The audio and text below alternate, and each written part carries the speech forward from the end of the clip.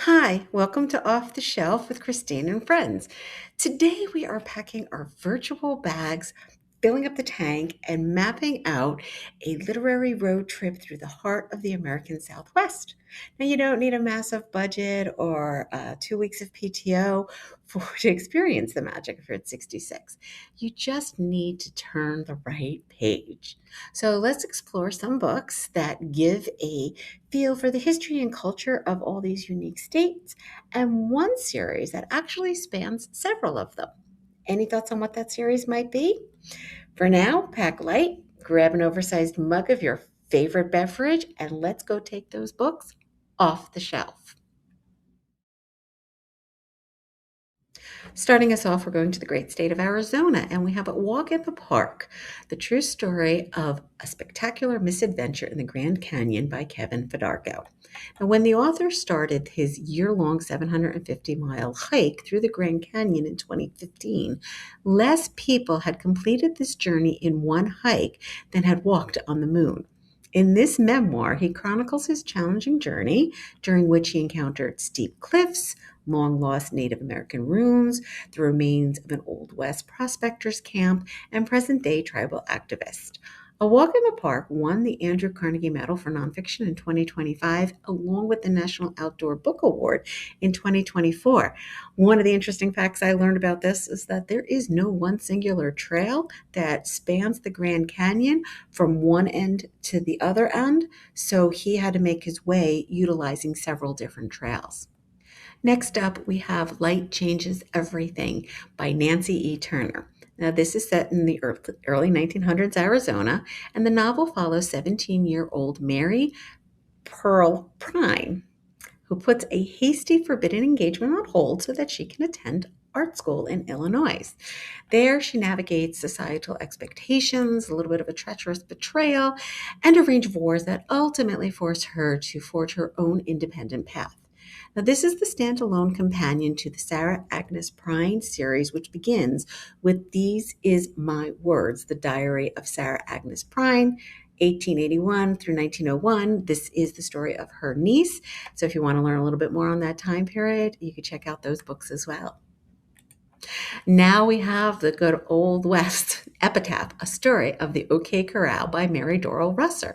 This is a biographical fiction, and what it states on the back of the book, it's that on October 26th, when Doc Holliday and the Earp brothers faced off against the Claytons and the McGlorys in Tombstone, Arizona, Wyatt Earp was the last man standing and the only one unscathed.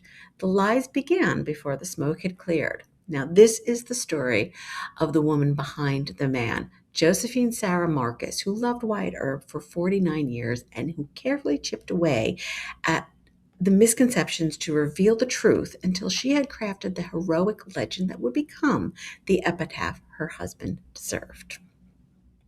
Now we're moving on to the state of Colorado. One of the more famous books from this state would be The Shining by Stephen King, set in that lovely mountaintop hotel. Check it out if you have never read it. But we're going to focus on a more recent release. It's called The Hired Man by Sandra Dallas, and it takes place in 1930s Dust Bowl. It's an historical fiction that is set in Colorado. When the Kessler family takes in Otis Hobbs, a drifter who saves a local boy during a devastating storm. Suspicion in their small town turns into a violent frenzy when a teenager turns up murdered and deep-seated prejudices come to life. Sounds like a great one.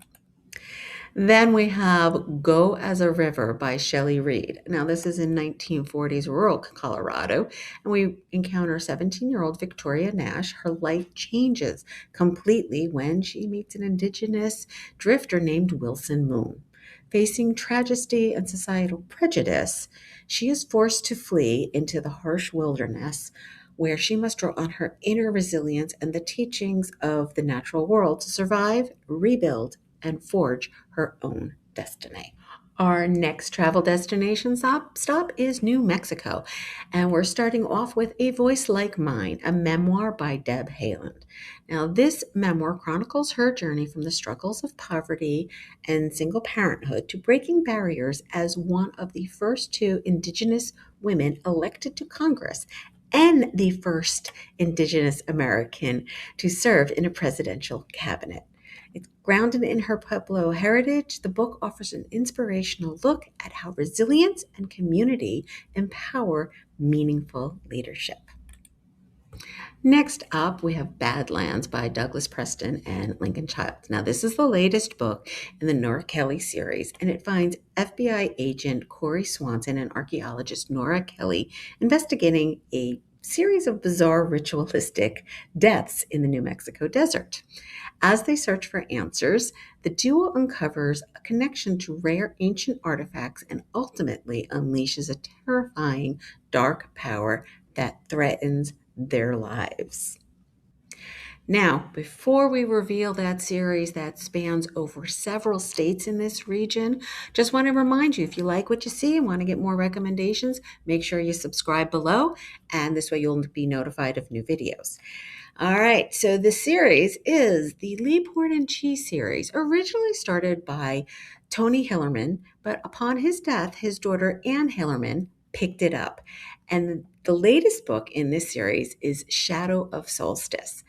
Now, her series focuses more on Chi and Bernadette Manuelito as the primary investigators, with Leaphorn in a more advisory capacity, whereas in the original series, it was more focused on Leaphorn and Chi doing the investigations.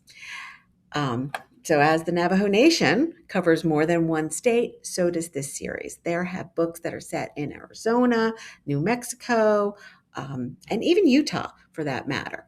This is the series that is the basis for the Dark Wind TV series. Excellent series. Check it out if you haven't done so already. Now we are traveling on to Utah, and our first book from this lovely state is Picnic in the Ruins by Todd Robert Peterson. Now, this is a dark comedy crime thriller, and it follows an anthropologist who, while researching the impacts of tourism on Native American cultural sites on the Utah-Arizona border, gets entangled with a bumbling artifact thief, ruthless lobbyist, and a mysterious park ranger.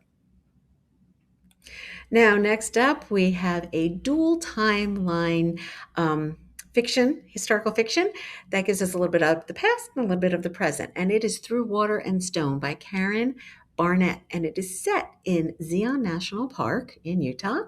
And it starts off in 1948, where they're still grieving the death of their infant son. A park ranger and his wife discover an abandoned infant. Now, in present day, their great-granddaughter returns home to Zion, where an at-home DNA test unearths long-held family secrets, leading her on a search to discover the truth. Next up, we have The Glove Maker by Anne Weisgarber. Now, this is set in the Utah Territory during the harsh winter of 1888. And we have Deborah Tyler, a Mormon woman who is waiting for her husband's return from his seasonal wheelwright travels. Now, she's not a practicing polygamist, but she does wind up taking in a desperate fugitive who is an avid practicer of that faith. He is fleeing U.S. Marshals and the U.S. anti-polygamist laws. When the federal marshal who is hunting him arrives, Deborah and her neighbors must make dangerous moral choices. All right, now we're going to have a little bit of romance in the wonderful state of Wyoming. We're starting off with Wild and Wrangled by Lila Sage. And in this, we have a newly jilted single mother who finds her dream rental home in Wyoming, only to discover that her moody first love is her next-door neighbor. As they navigate this forced proximity, their unresolved past threatens to reignite their teenage romance. And now we have a little historical romance to also from the state of Wyoming, and it's Where Coyotes Howl by Sandra Dallas. A young teacher moves to a remote, windswept town in Wyoming in 1916. She falls in love with a local cowboy, but together they need to face devastating hardships, isolation, and the tragedies of homesteading on the untamed frontier. It is more historical fiction than romance, but there's a little romance in there for those of you who want some. Well, I hope you found a few titles to add to your TBR on our traveling trip through the Southwestern States. Let us know in the comments what you think of these picks and if you have any titles that you would like to add. And don't forget, if you wish to be notified of new videos, be sure to like and subscribe below. But until next time, happy reading. Take care.